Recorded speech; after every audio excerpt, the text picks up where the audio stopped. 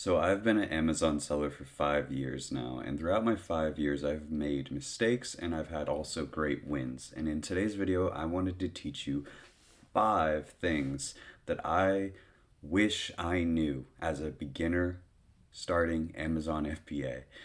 So without further ado, like and subscribe, and let me teach you these 5 things right now. So I have created a video on this before, but I really want to emphasize this in general. The biggest mistake Amazon sellers make when they first start selling is they get in a market where the customer is just looking for the highest reviews and the cheapest product, making your margins overall get slimmer and slimmer because you just have to keep lowering your price to get orders. And it causes you to eventually go up to your friends and say, Amazon is not profitable at all. What you want to do instead is you want to go into markets where the customer is actually willing to spend more. And I mean that because you are solving a problem or it's a desperate need that they have to be filled, right?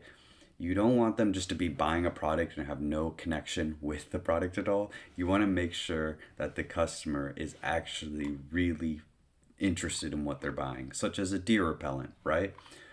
Deers will eat plants in people's backyards all the time, roses, this or that. And they want to protect their garden, right? Because they care about their garden. That's an emotion. They care about their garden. So they'd be willing to spend 10 or 15 bucks more on a product, right? That's where branding comes in and how I teach it in my previous videos. But that is lesson number 1 is really find that product where people are willing to spend more. Hobby and enthusiast customer, you get it. And lesson number 2 for you is in order to get on the first page of Amazon, you need to get ranked, right? You need to get the best rank possible. That determines where you are on the first page, right? And in order to get ranked, you have to run sponsored ads, Amazon's form of advertising, which is pay per click. And my biggest advice to you guys is I use Helium 10, and there's a suggested PPC box when you go into Magnet, and it's able to tell you what you will be spending per click. And what I suggest to you guys is you guys really look at this, because if you're spending $2 a click and your profit is only $12 every unit you sell, that means if your conversion rate is actually just 10%, you'll technically be losing a lot of money per order on ads. So you will be losing money on ads and losing money on your upfront investment just to get ranked. You want to make it so your cost per click, which is your suggested PPC, is low, so when you have a good conversion rate and you're investing into ads and you're paying 90 cents per click instead of $2, you're slightly profiting off ads while getting that rank to the first page where you really want to get to. If that doesn't make sense, by the way, just comment down below and I'll give you a better. Some of these markets that have higher cost per clicks, by the way, tend to be way broader markets like skincare, supplements, this or that. You kind of want to stay away from those typically. It depends. But ones in more niches, like we found deer repellent, look at this, 92-cent click. Now, I'm not saying we should sell this product, but I'm just saying this is kind of what you want to look for on a cost per click radius for when we run ads. Let's say if we had a 10% conversion rate with a 90-cent click, we're only spending $9 to get an order on ads. If it was a $3 cost per click on some of these really competitive markets and supplements or wherever it is, we're spending $30 then to get an order per freaking order, which is out of this world. We'd be spending thousands just to get ranked on the first page compared to just maybe a few $100s or $500 or $1,000. So my lesson number 3 is probably the most important lesson out of any of them. Honestly, they're all very important, but my lesson to you for number 3 is don't go into brand new markets. Markets that are out, just brand new, 50, 100 new listings, a lot of demand coming in. Why? You will see so many Chinese listings come in out of nowhere, undercutting you on price, making your profit margins go to 0. So what you want to do instead is, one, obviously you want to find an enthusiast customer, right? One, a customer is willing to spend more, but 2, you want to find an older market. And I've made a video about this. A way to find an older market, guys, is By the way, this is Black Box by Helium 10. Again, we're in Black Box. I have a coupon code down below for 25% off your first 6 months. All that info is down below. But number of images, you're going to put 3. Reason being is, this is a little secret strategy I'll give you, is listings with usually 3 or less images, guys, are usually listings that are incredibly old. And I mean incredibly old. And what that signifies is less people are going into those markets, right? But you can find an older market where the customer is still willing to spend more, and you can come in with brand new marketing, brand new branding from the 2020, provide an incredibly new, great listing with great SEO, everything, great title, everything on that end, and absolutely kill it. So look for old markets and not brand new markets and get completely flooded out by competition eventually. So my 4th lesson for you, and this is incredibly important as well, is in Product Opportunity Explorer. This is in Seller Central, by the way. When you get a Seller Central, when you start Amazon, there is this extension on the side when you go to growth. And it's right here, Product Opportunity Explorer, right down there.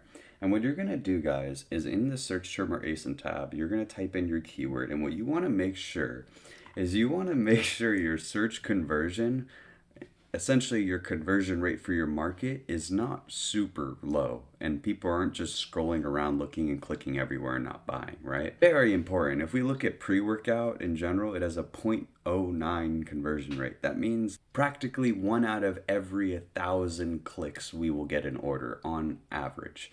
So what you want to do instead is find a conversion rate, in my eyes, that is at least above 6%. Reason being, you want to make sure that, one, customers aren't just looking around and clicking and don't have an intent to buy. You want to make sure they actually have an intent to buy your product. I think that's the whole purpose of selling on Amazon, right? But you want to find a market that has a great search conversion. And the way to determine also if you could be better than that search conversion is there a lack of titles? Good listings? Is nobody really serving the customer? Because sometimes the search conversion could be 8% and you think it's good, but nobody's really serving the customer well, and there's not good listings, not good titles. So you can technically be like 12 or 14% because you're providing a great listing with great packaging, everything the customer wants. So don't take it as exact law of what you're going to convert for, but because other things in the market determine that. But really look for and have an idea, at least a market where you will convert pretty dang well. So hopefully that helps you for lesson number 4. And without further ado, let's get into one of my favorite lessons at number 5, the highly controversial reviews. So we're taught throughout YouTube to always search, I'm sure, everywhere you search. When you click on Amazon FBA videos, they all say, look for markets with low reviews where you can come in and do amazingly well. Here's the truth. Reviews actually don't matter too much if you're going into a market where the customer is willing to spend more and you're solving a problem. Wouldn't you rather want a product that's going to solve your problem that has 20 reviews compared to a product that has a 3.5 star review and has 1,000 reviews? I'm pretty sure I'd buy the one with 20 reviews that has way better reviews than it and is doing way better. It's not really about the numbers. What I'm saying, guys, is when you're solving a product problem and your branding is way better, you can absolutely destroy people with way higher reviews than you.